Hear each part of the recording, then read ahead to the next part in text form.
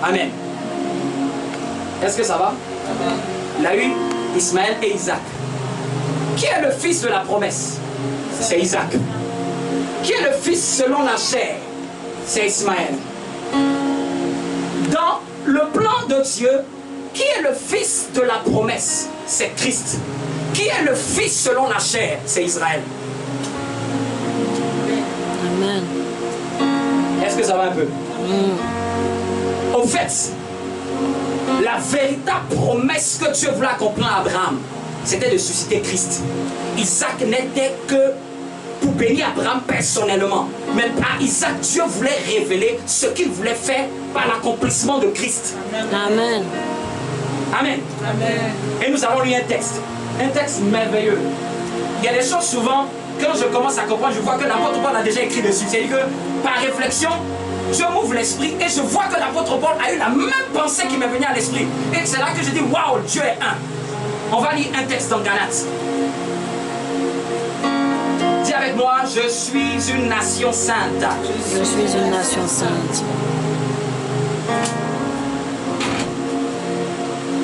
Donc Dieu a fait une promesse à Abraham, n'est-ce pas?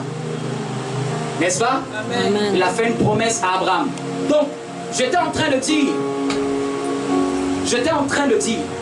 que depuis le début, le rêve de Dieu, la pensée première de Dieu pour laquelle il a suscité Abraham, ce n'était pas d'abord de le bénir. Dieu l'a béni parce qu'il était obéissant. Mais le rêve qu'il avait en Abraham, c'était de susciter une grande nation.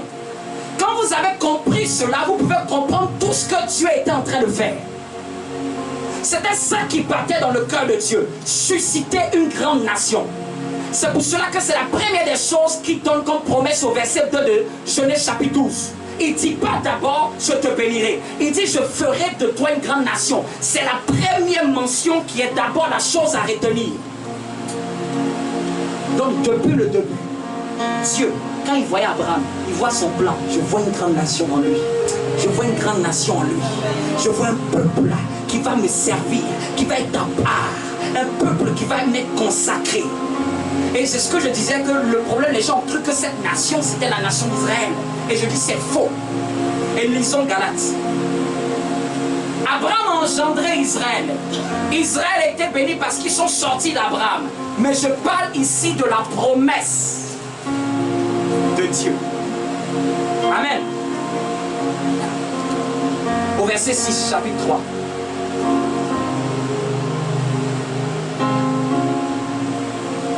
On va lire plutôt verset 26. Après, on lira le verset 6. Et je vais chuter avec ça. Verset 26, chapitre 3 de Galates. Est-ce que tout le monde suit? Amen. Je vais dire des choses très importantes. Il va falloir suivre avec attention. Tout le monde y est? Verset 26, chapitre 3 de Galates. Il est dit, car vous êtes tous fils de Dieu par la foi en Jésus-Christ. Vous tous qui avez été baptisés en Christ, vous avez revêtu Christ. L'apôtre Paul est en train de dire quelque chose de très fort. Vous tous qui avez cru en Jésus-Christ, vous êtes fils de Dieu. Ça tu peux noter, tous ceux qui ont cru en Jésus-Christ sont fils de Dieu. Et c'est pour ça que les musulmans n'arrivent pas à comprendre. C'est pas fils de Dieu dans la chair, c'est fils de Dieu dans l'esprit. Amen. C'est pour ça qu'on parle avec quelqu'un, il faut comprendre sur quel domaine tu parles. Est-ce que tu parles dans le domaine humain? Est-ce que tu parles dans le domaine spirituel? Parce que c'est pas parce que le spirituel ne se voit pas qu'il n'existe pas.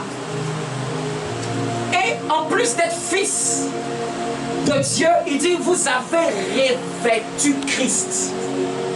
Amen. Amen. Qu'est-ce qu'il dit par la suite? Quelqu'un peut s'élever et le dire. Qu'est-ce qu'il dit par la suite?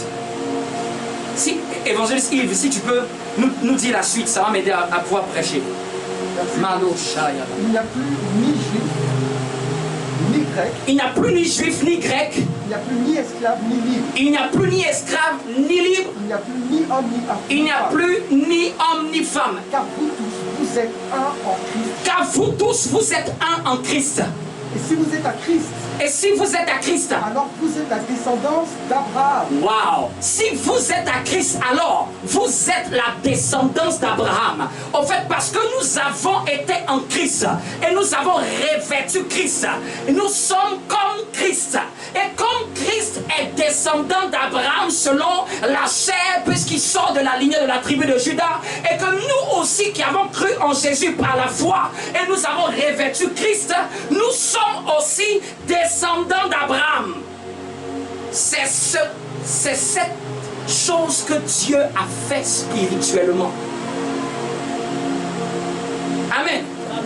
Et là, ici, on parle de qui? Il dit on n'a ni juif ni grec. C'est-à-dire ici, on ne parle pas du juif seulement. On parle de tous les peuples. J'avais lu au début, toutes les nations de la terre, les familles seront bénies. Mais comment Dieu va accomplir cela? Et c'est ça que les gens ne comprennent pas. Depuis Abraham, Dieu est en train de cacher le plan de Christ à venir. Donc comment Dieu allait faire en sorte que toutes les nations de la terre allaient être bénies en Abraham? Il fallait que lui, il puisse faire sortir un rejeton de David dans cette lignée.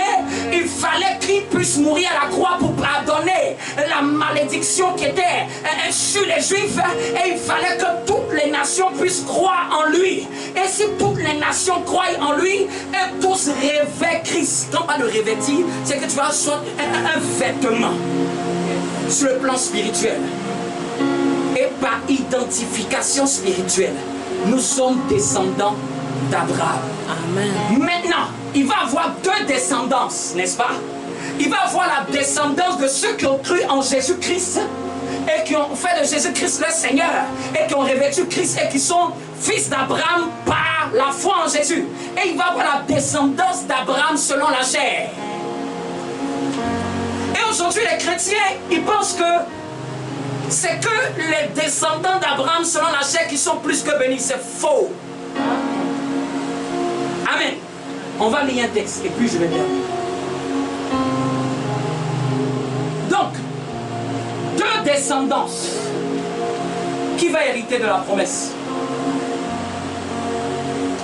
Qui va hériter de la promesse qui est sur le Père? Et c'est là que l'avocat qui est Jésus qui va prendre le testament. Les Juifs disent, nous sommes d'Abraham. Les chrétiens disent, à la foi en Jésus-Christ, nous sommes d'Abraham. Les Juifs disent que le sang qui coule en nous, c'est le sang d'Abraham. Nous, on dit aussi que l'esprit qui coule en nous, c'est l'esprit de Christ.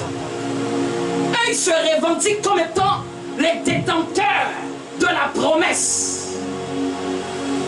Or, vous connaissez, l'enfant de l'esclave ne doit pas prendre part à l'héritage. Et dans ce contexte-ci des deux descendances, il n'y a que ceux qui marchent sous la loi qui sont sous l'esclavage. Est-ce que vous suivez? Amen. Il n'y a que ceux qui marchent sous la loi qui sont esclaves de la loi. En fait, par les deux enfants d'Abraham, Dieu est en train de cacher le problème qui allait arriver demain. Il va avoir deux descendances. La descendance de la chair physique d'Abraham et la descendance christique qui vient, elle, de la promesse. Amen. Christ est le fils de la promesse par identification à Isaac. Et les Israélites sont enfants de la chair par identification au sang d'Abraham. Mais à Sarah, elle a dit, chasse Agar. L'enfant de l'esclave ne doit pas prendre part à la promesse du Fils.